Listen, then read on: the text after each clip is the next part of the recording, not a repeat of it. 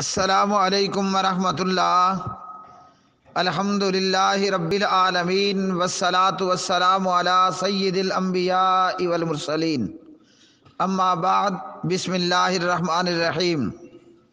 میرے بھائی، سوال آپ کا اسم اعظم کے حوالے سے یہ روایات ابو داود اور ترمذی وغیرہ میں سمع رجلا یقول ان رسول اللہ صلی اللہ علیہ وسلم سمع رجلا یقول، پیارے نبی علیہ السلام نے ایک آدمی کو سنا، وہ یوں دعا کر رہا تھا، اللہم انی اسألک انی اشہد انک انت اللہ لا الہ الا انت الاحد الصمد الذی لم یلد ولم یولد ولم یکن لہ کفوا احد۔ تو پیارے نبی علیہ السلام نے اس شخص سے کہا، تو نے سوال کیا ہے اللہ سے اس نام کے ساتھ کہ جب سوال کیا جائے اس کے ساتھ تو وہ اللہ عطا کرتا ہے، اور جب مانگا جائے تو اللہ سبحانہ و تعالی مانگ کو پورا کرتا ہے۔ جب اس نام کے ساتھ دعا کی جائے تو وہ پروردگار دعا کو قبول کرتا ہے۔ اور اسی طرح اسماء بنت یزید بیان کرتی ہیں، ان النبی صلی اللہ علیہ وسلم قال، نبی پاک علیہ الصلاۃ والسلام نے فرمایا، اسم اللہ الاعظم فی ہاتین الآیتین، اللہ تعالیٰ کا اسم اعظم ان دو آیتوں میں ہے۔ ایک آیت وَإِلَٰهُكُمْ إِلَٰهٌ وَاحِدٌ لا الہ الا هو الرحمن الرحیم، اور دوسرا سورۃ آل عمران کی شروع کا حصہ الف لام میم اللہ لا الہ الا هو الحی القیوم۔ اور اسی طرح اسم اعظم کے حوالے سے ایک اور روایت جس کے راوی جناب حضرت انس ہیں رضی اللہ تعالی عنہ، داخل النبی صلی اللہ علیہ وسلم المسجد ورجل قد صلی وهو يدعو ويقول في دعائه، نبی پاک علیہ الصلاۃ والسلام مسجد میں داخل ہوئے، ایک آدمی نے نماز پڑھی اور وہ دعا کر رہا تھا، اور دعا میں کہہ رہا تھا، اللہم لا الہ الا انت المنان بدیع السماوات والارض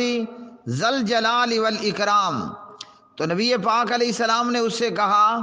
کہ تو نے اللہ کے اس نام کے ساتھ، اسم اعظم کے ساتھ دعا کی ہے کہ جب اس نام کے ساتھ دعا کی جائے اللہ دعا قبول کرتا ہے،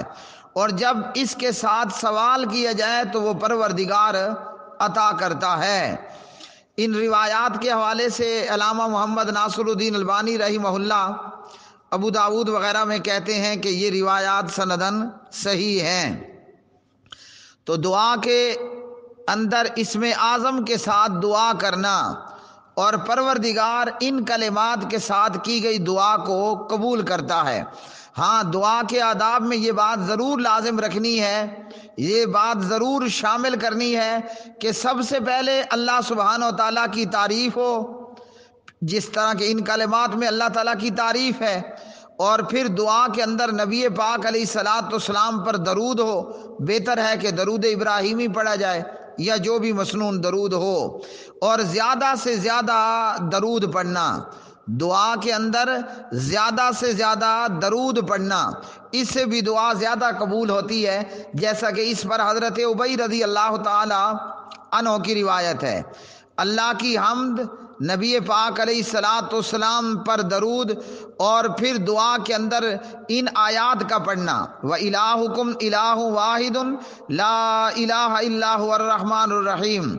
اسی طرح الف لام میم اللہ لا الہ الا هو الحی القیوم۔ پھر اللہم انی اسألک انی اشہد انک انت اللہ لا الہ الا انت الاحد الصمد الذی لم یلد ولم یولد ولم یکن لہ کفوا احد۔ اور پھر اس دعا کا پڑھنا، اللہم لا الہ الا انت المنان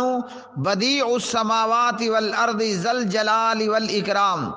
یہ تمام دعائیں آپ کو سامنے نظر بھی آ رہی ہیں، تو یہیں سے دیکھ کر ان دعاؤں کو یاد کریں اور زبانی یاد کریں،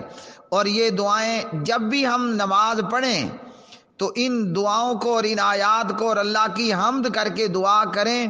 ان آیات میں اللہ سبحانہ و تعالیٰ کا وحدہ لا شریک ہونا، ایک ہونا، معبود برحق ہونا، اور اس پروردگار کا دعاؤں کو قبول کرنے والا ہونا، اور اللہ تعالیٰ کا اولاد سے پاک ہونا، اور کوئی اللہ کی اولاد نہیں، اللہ بھی کسی کی اولاد نہیں ہے، اور اللہ کے برابر اور ہمسر بھی کوئی نہیں ہے۔ یہ چیز اللہ سبحانہ و تعالیٰ کے متعلق بیان ہوئی کہ وہ ایک ہے، اکیلا ہے، وحدہ لا شریک ہے، اس کی کوئی اولاد نہیں، اس کے برابر ہمسر کوئی نہیں، اور وہی عبادت کے لائق ہے۔ اللہم انی اسألک انی اشہد انک انت اللہ لا الہ الا انت الاحد الصمد الذی لم یلد ولم یولد ولم یکن لہ کفوا احد۔ اللہم لا الہ الا انت المنان بدیع السماوات والارض ذی الجلال والاکرام وَإِلَٰهُكُمْ إِلَٰهٌ وَاحِدٌ لَا إِلَٰهَ إِلَّا هُوَ الرَّحْمَٰنُ الرَّحِيمُ الف لام میم اللہ لا الہ الا هو الحی القیوم۔ اللہم تقبل منا انک انت السمیع العلیم وتب علینا انک انت التواب الرحیم۔ وآخر دعوانا